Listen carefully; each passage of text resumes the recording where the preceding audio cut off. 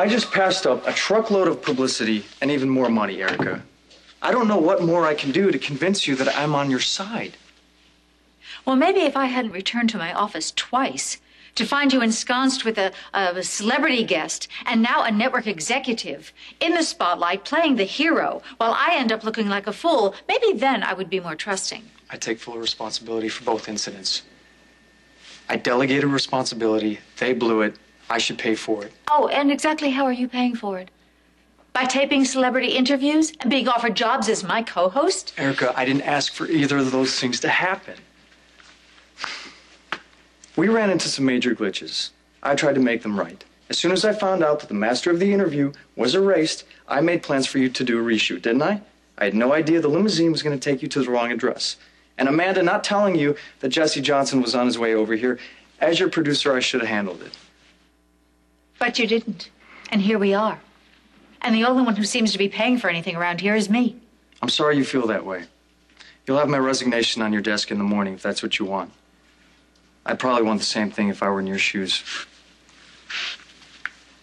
Just one thing. I just have a question off the record. Something's been nagging at me. Go ahead.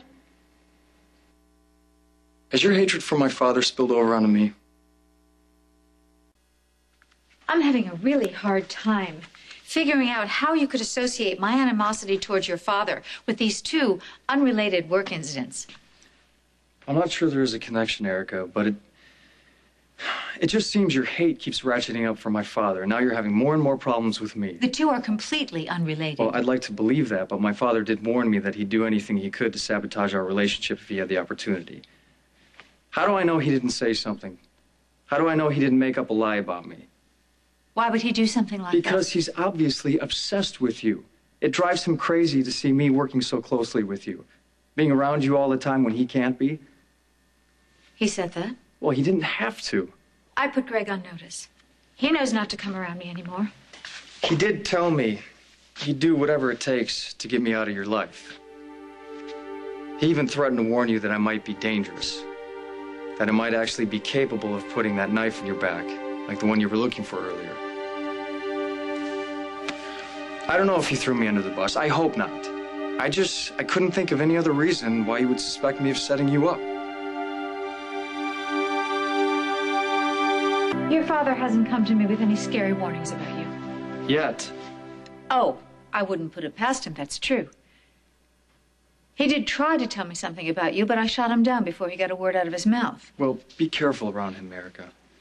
I love my dad, but I'm the first to admit he can't be trusted. Believe me, Greg Madden is the last person on earth I trust. Well, that's good to hear.